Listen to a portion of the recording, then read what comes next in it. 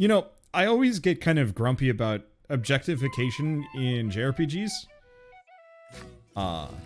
You know, I prefer I prefer characters not to just be eye candy. That said, there's something weirdly, I don't want to say equitable, but it's like, there's something kind of nice about seeing the male characters wearing the least amount of clothes. The nutritionist residing in Shoreland. Is it going to be a pair of buff himbos? Because if that's the case, I'm going to be a very happy person for reasons. The sign on the door reads, "The Great Nutritionist Oreo." You open the door without knocking. Is anyone home, you call? Oh my god. A muscular man emerges from the back.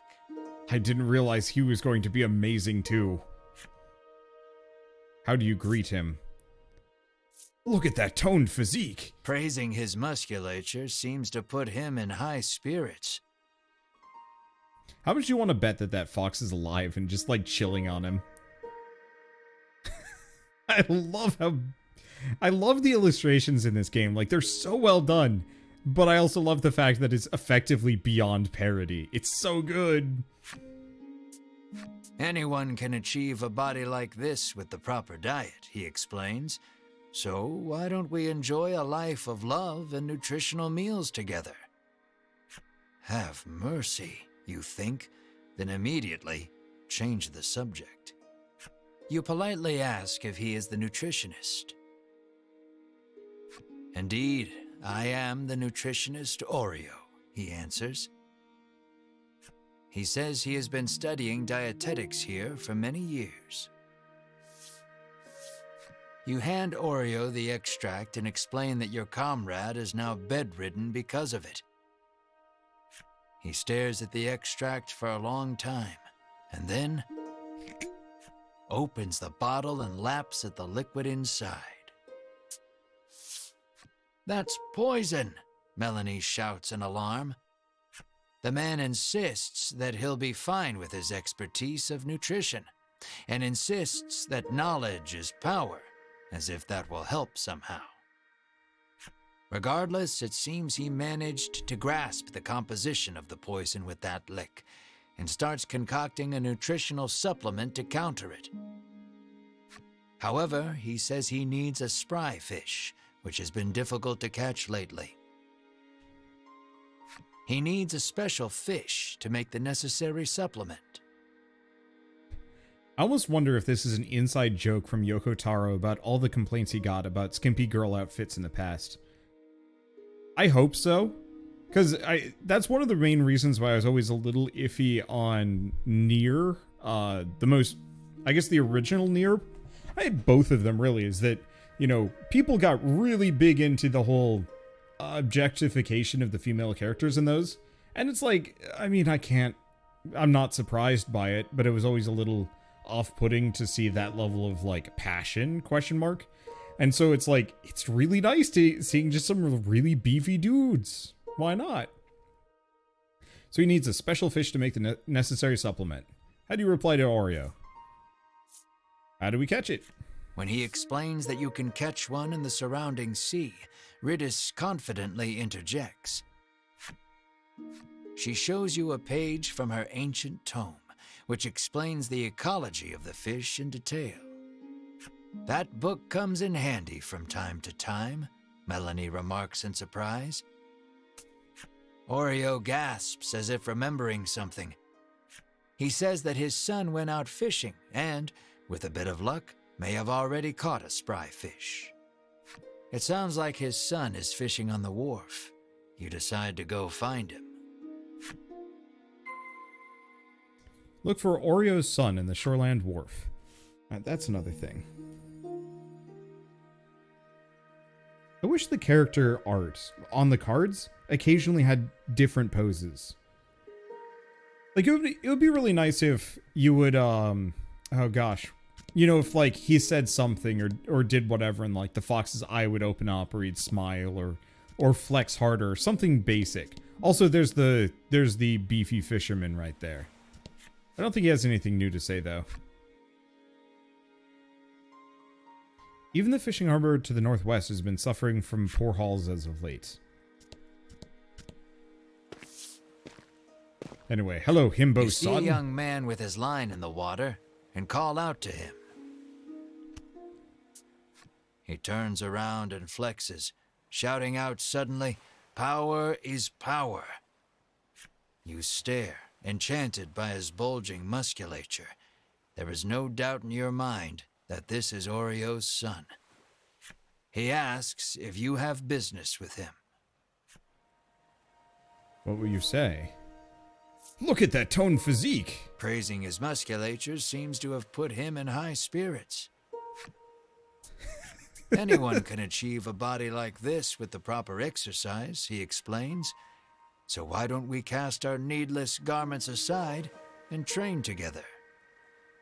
Have mercy, you think, then immediately change the subject. Though you are pretty sure of the answer, you ask the young man if he is the nutritionist's son. That I am, he answers. He introduces himself as Bruno and says he is learning to be a nutritionist like his father. You introduce yourself, expressing to him that you are a hero on a journey and require a spry fish to save your ill comrade. His eyes begin to sparkle the moment you utter the word hero, and he becomes engrossed in your tale. More or less grasping the situation, he regrets to inform you that he has not caught any spry fish yet. He says that a monster has settled near their town, and its thundering roars have scared most of the fish away. You know Oreo needs a spry fish to make that supplement. Hearing the despair in your voice, Bruno speaks, his words like an ember in the dark. He tells you that there is a harbor near town where fishermen gather. Perhaps you can find the fish you seek there. You thank him for the information, then head to the harbor with your comrades. Just as you are about to leave, Bruno offers to escort you there. Is it a reward you're after? You are about to ask, but Melanie smacks you on the head before you can voice it and allows him to come along. Bruno joined your party. Hell yeah. So you got a spry fish in the harbor northwest here. Okay. And set up the party. Sure, why not? Okay. Bruno for her. Yeah. Oh, he's only level 9. That's unfortunate. I might be over-leveled. I'm going to check a couple of things. There's a small chance that the secret monster treasure is inside one of these towns. I doubt it. But I should check all the same. I should probably also talk to the other people in town. I can feel the dragon's presence. I must inform Lady Winifred, the knight mutters. You feel impatient, determined not to let the order beat you to it. Nope, nothing there. And who's this person? Another stag grandma. A troubled woman tells you that there has been a rise in thefts lately. She speculates the recession to be the cause. She claims that even the cold medicine she always has on hand has disappeared. She narrows her eyes at the crowd, suspecting there is a thief among them, and offers a reward for the return of the medicine. Your ears perk up at the word reward, and you immediately agree to help expose the dirty thief.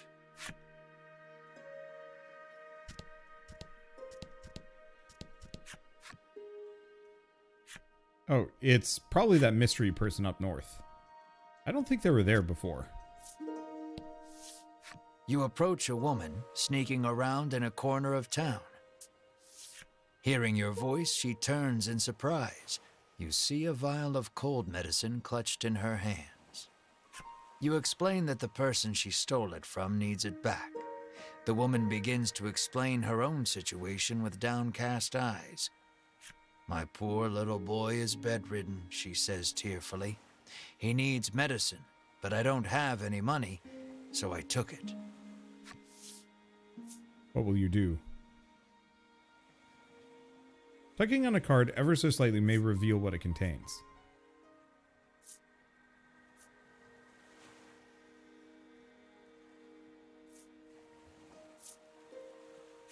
Hearing her tale, you are overcome by sympathy and decide to look the other way. She thanks you and hands you something, apologizing for not having more.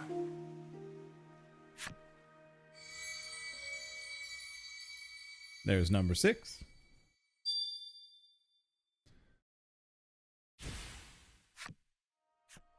Medicine in hand, the woman leaves quickly. Now then, what to tell the other lady? And Monster Treasure number 2, had to look that one up. Doesn't really make sense where it ends up being. I'll probably look up where they are, because I didn't find Monster Treasure 1 either, but I wasn't looking very hard. I think it was probably in town or something. You explain that you were unable to find the thief. Clearly saddened by the news, she explains that she keeps the medicine on hand for her husband, who gets sick quite easily. She laments that she may not have the money to buy more. Unsure if you made the right choice, you return to your journey with a heavy heart.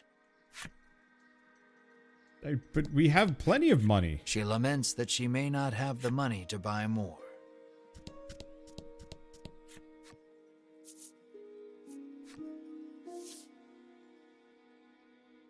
Okay. And I'm assuming I can't give, like, a salve, and there's no cold medicine here. That's weird. That's weird that I can't just, like, be nice and just fund it. I realize to some degree, like, you can't just pay for everything, but yeah, let me give money to the NPCs. Why not? But yeah, we made the right choice. Her husband isn't currently sick, but the kid is. Bruno looks ecstatic that he was allowed to join your party. When you ask him why, he tells you that his dream is to be an adventurer and has thus been training every day. But his father, famed in the world of nutrition, forced him into following in his footsteps. One desires strength, the other knowledge. Unable to see eye to eye, the two fight nearly every day. What will you ask Bruno? You ask Bruno about his sword arm, saying you are something of a swordsman yourself. Bruno replies that he specializes in hand-to-hand combat, then flexes his bulging biceps as proof. Apparently, he only carries around a sword to look like an adventurer. What will you ask Bruno? Got something against armor? Sure. Curious about his attire, you ask why he does not wear armor. He confessed that he once wished for armor, but deemed it unnecessary after gaining so much muscle. In that moment, you realize something. While his passion for being an adventurer is true, he is dumber than a sack of rocks. I love that phrase. The words "birds of a feather flock together" run through your mind, but you quickly chase them away, afraid of what that means for you. Oh, where have I heard that voice? It sounds familiar. It's the Drifter from Destiny 2, or Grimoire Vice, I believe, from the Nier games. So, yeah, if you've ever played a Yoko Taro game, if you played Nier, Gestalt or Replicant or whatever, you will recognize his voice. Anyway, heard this is a JRPG in card form. How does it hold up? Incredibly well. At least, I think it holds up incredibly well. I think there's a lot of criticism that I could levy against this game that I'm almost kind of not going to, just because I don't feel like it's particularly necessary. If this was a full-price JRPG, I think I'd care more. But for a JRPG that is pretty short... Okay, so what's he got? Oh, he is the buffer. Adds 3 to all allies' defense, bull rush. Okay, the one immediate problem is his stuff is kind of expensive. Good, yes. Also expensive. I'm just gonna hit this guy.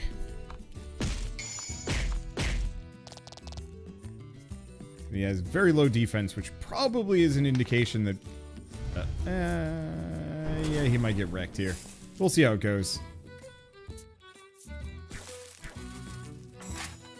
This is a bit of a dicey crew to be up against. No! Not that one! Shoot. Let's see. In the card, is that the gem cost? The amount of Emil faces? Yes. Yeah, so the more little Emil faces that you see, the overall cost. That's the overall cost. That makes sense.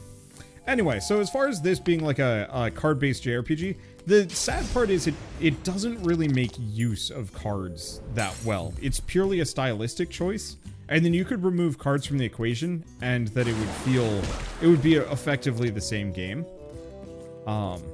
Which is, I think, the only thing I would really say is, like, wrong with this game, if that makes sense. That they could have gone so much harder into the whole deck building and management perspective, and I think it actually would have helped the game tremendously. Wow. That extra defense really does make them a lot tankier.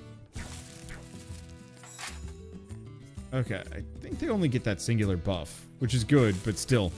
Do I mean the narrator's voice? I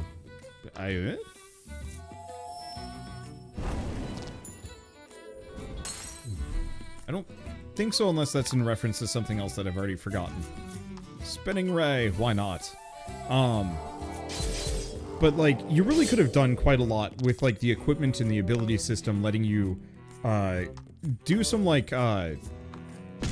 deck management, if that makes sense. Like, instead of having every character be locked to 4 abilities, give them a little deck of X number of cards that they can pull out every single turn. And maybe even have, like, each character has 2 AP, and then you take your turn, and then the enemies take their turn, or something like that. Kind of like how Arcanium does it, I think would have been really interesting.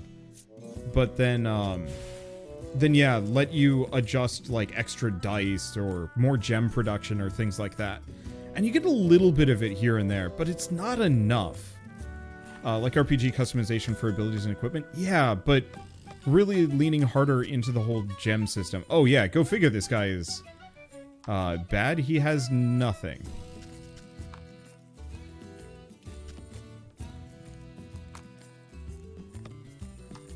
Okay. Sentinels of the Multiverse. I never actually played that one, so I don't really know. But if you guys have ever seen SteamWorld Quest, I was kind of hoping for something a little bit more SteamWorld Quest-ish out of the card system in this game. Because that game did deck builder RPG perfectly well. And so I think the cards being a stylistic choice, still works really well, and I want to see more of it. I just really hope that the next one they do, if they do another, leans into the mechanics of cards more, and exploits rather than ignores it. Lately, a monstrous roar has been disturbing the seas and scaring away all the fish. He sighs, lamenting that his catches have been poor as a result.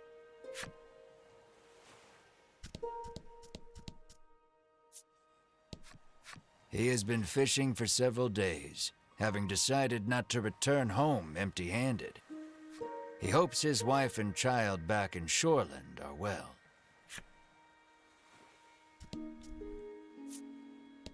Oh boy. The woman says she has been waiting here for days, worried about her husband, who has yet to return.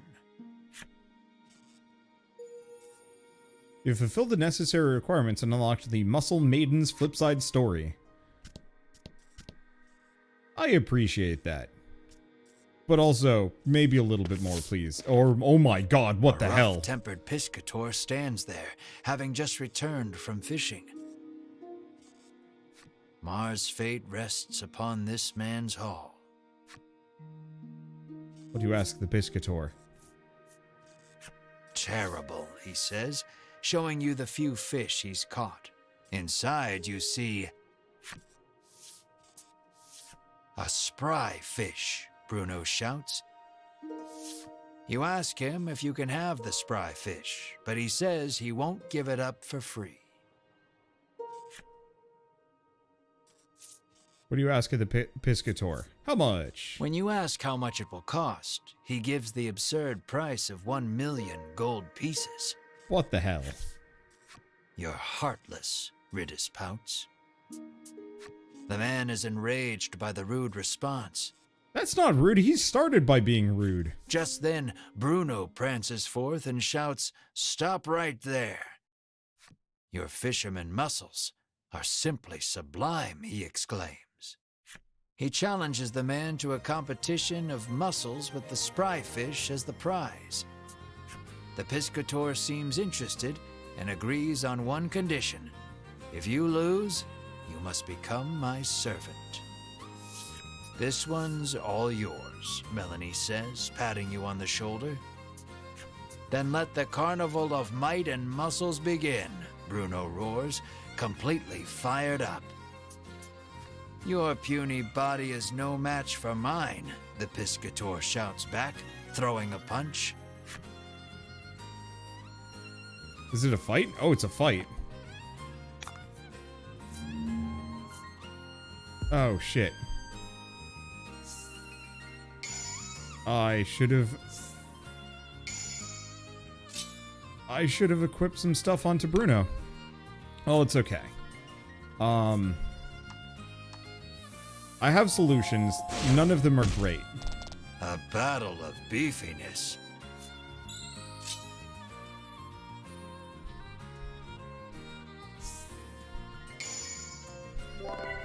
We should have leveled him up a little bit. We should have done a lot of things. It's fine. Items. I think I have a number of these that can actually help me tremendously.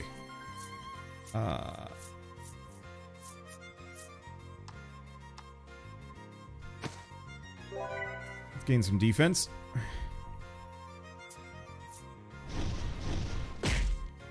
Ow. Shit.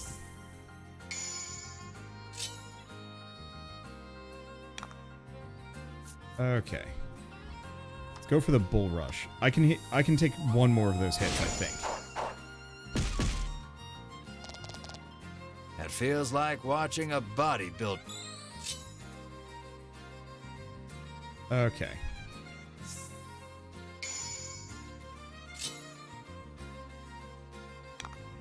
I could hit him, but I don't have full confidence in my ability to survive. Or take him out one more hit. So instead, we're gonna go back up to full HP. Yeah, we should have definitely leveled him up and done some other things, but honestly, this works out fine. Because we can just hit him with another bull rush and I think do enough damage. Looking ripped. Okay, 12 damage is not so bad.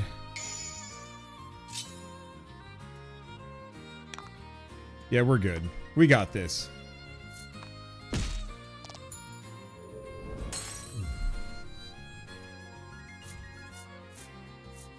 There we go. It was a fight for the ages. It was definitely a lot harder. I was not expecting to only be using him. His victory sealed, Bruno strikes a glorious pose and shouts out, "Witness the power of power." Defeated, the Piscator hands over the spry fish to Bruno. Bruno extends a hand to the Piscator, who has fallen to his knees. With a serene smile, he takes the offered hand. An unspoken friendship begins to form between the two. Or at least, you hope that's what the prolonged silence between them means. Spry fish, commonly found in the waters off the shoreland. It looks hardly appetizing. I like the sparkle in its eyes.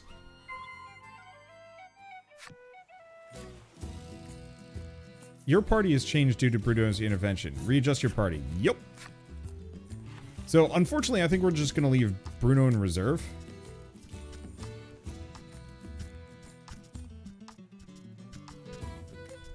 We're going to keep these two around. Like, whoever the third-party member is, I'll switch out. But it's kind of non-negotiable that we keep Melanie in the party. Like that scene in Full Metal Alchemist and Brotherhood. I've never finished watching Brotherhood. I got up to the recap episode, then just lost all steam on it. With the go spry back fish in someday. hand, you head back towards Oreo's clinic. Bruno looks at your group sadly, reluctant for this little adventure to end. Watch him just actually leave the party. You hand the fish to Oreo and ask him to make you the supplement. "Give me a moment," he says, then takes the fish and heads into the back.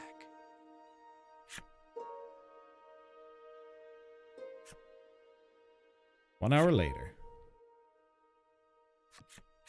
"It's ready," he says, emerging from his room and handing you a bottle. Oreo's homemade supplement is nutritious and flushes out monster poison. You hope this will get Mar back on his feet. You need to get back to Unionville on the double. But before that, How will you thank Bruno? Words aren't you necessary. wordlessly extend a hand to Bruno. Bruno takes your hand and gives it a firm shake. You can feel the bones in your hands splintering. You just hope Bruno has enough self-restraint not to shatter them completely. You took 2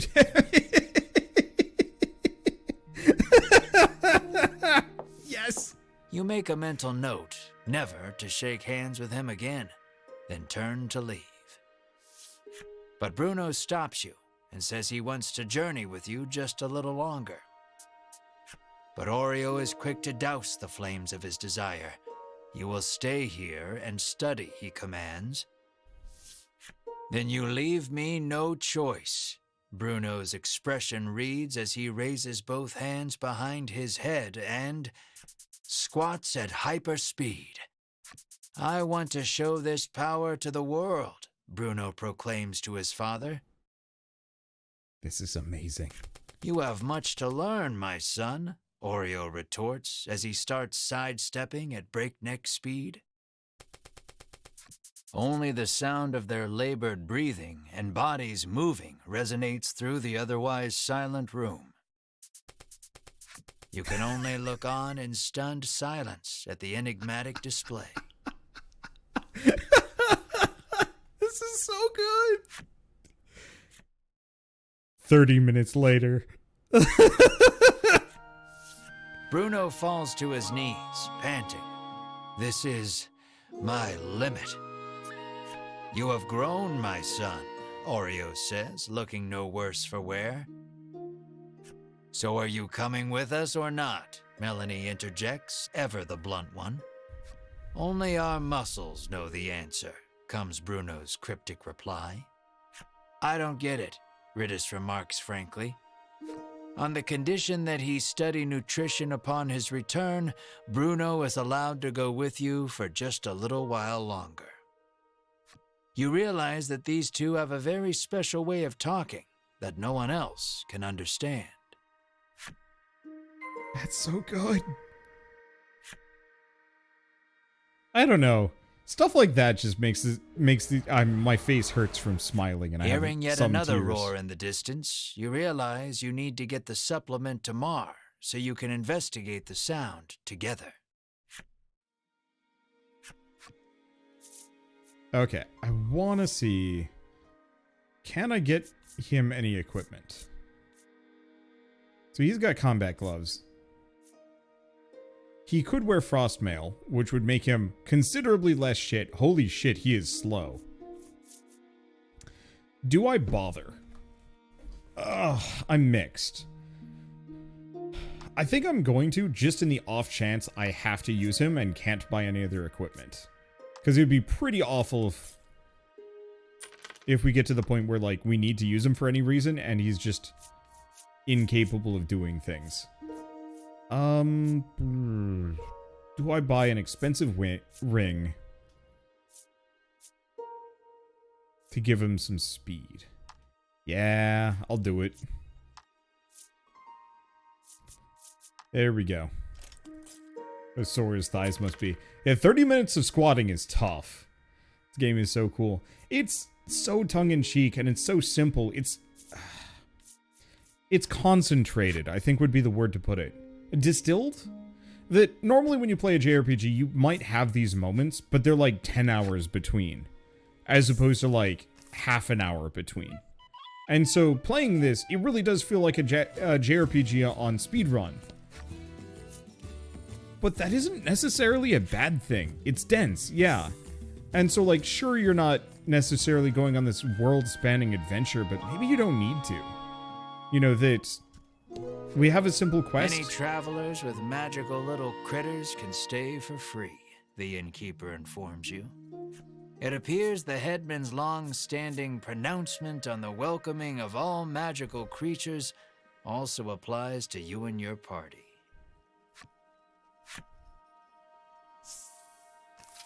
Yoko Taro's stats may not be great, but man, the storylines have to be gold. Oh, no, we're talking about Bruno. I think that also kind of applies to Yoko Taro. I think he's getting better. I think the guy just needed a good studio behind him, or multiple. I think Square Enix being his backer is exactly what Yoko Taro Mar needed. lies listlessly upon the bed, looking somewhat haggard. You help Mar sit up. "Drink this, Mar," you say to him gently. He weakly opens his mouth, and you slowly pour the energy concentrate inside.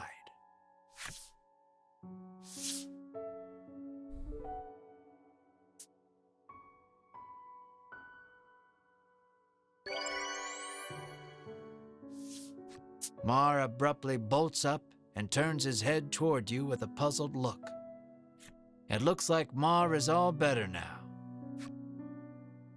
How do you express your joy? Bear hug. Bear hug. You give Mar a tight hug. Mar mewls softly in discomfort. Overcome with joy, you sob and stroke Mar's head. Melanie and Ridis watch you too with a smile. Bruno is deeply moved to see nutrition bringing a smile to others. Mar, rejoin the party.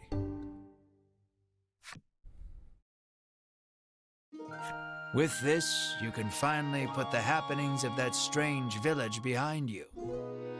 You decide to take Bruno back to Shoreland, then continue your search for the dragon. See Bruno to his home in Shoreland. What? Also, yes.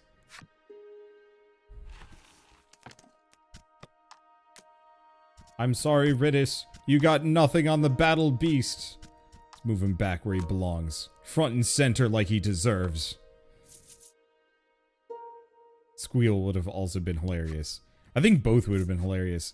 Just every bit of this game is just dripping charm. It's not the best JRPG I've ever played, far from it, but it's one that I'm going to remember more so than most. Mainly just because, like, all of these little moments really make for quite the experience. So I was seeing somebody ask if there was a lot like Tokyo RPG Factory games. It is, but it's like way better. Like way better. You arrive at Bruno's house. Though he seems to want to adventure a little more, he reluctantly enters his house. You ask Oreo if he knows anything about the monster behind that mighty roar. He says that the creature nests atop a tower not far from town. With that, your next destination is decided. Here, you will part ways with these two, but you owe a great deal to the nutritionist and his son. Bruno looks at you, his eyes begging you to let him come along. What will you say? How will you respond? Help us take down the dragon. Let us defeat the dragon together, you say to him. You are sure his power and knowledge will come in handy against the beast. And you realize with a grin, he will be so happy just to come along that he will not want a share of the reward. Bruno is happy he can continue the journey, but Oreo stops him before he can get carried away. You must stay here and study, Oreo says. Bruno explains that the journey thus far has taught him the splendor of nutrition and he now wishes to travel the world to deepen his knowledge. After hearing his son out, Oreo suddenly removes his glasses. Holy shit. Those eyes, they're soulful. And in the blink of an eye, the flesh of Bruno's cheeks, pectorals, and abdomen recess.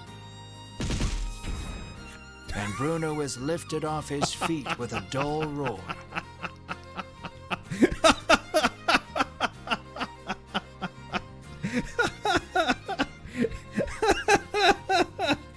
Your eyes go wide at Oreo's assault, which was too fast for your eyes to catch. Knowledge of nutrition can help save lives, but also strike down enemies, Oreo says softly.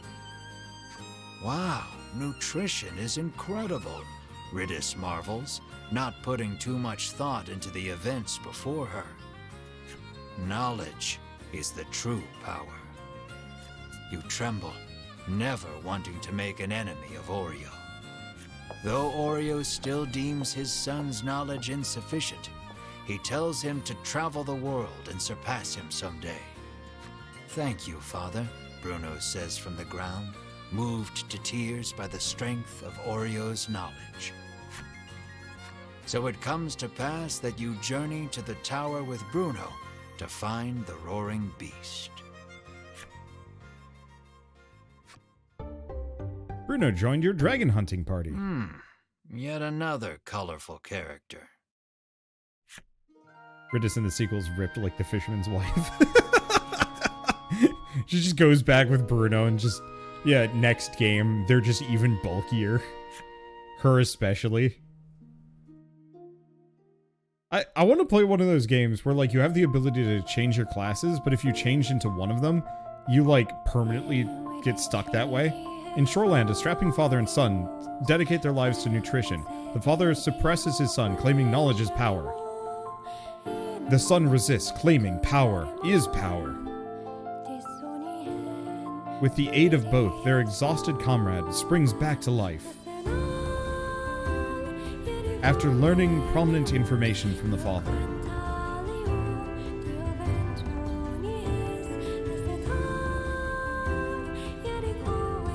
The party heads to the imposing tower near the shore where the monsters nest to find the source of the roar that shakes the land.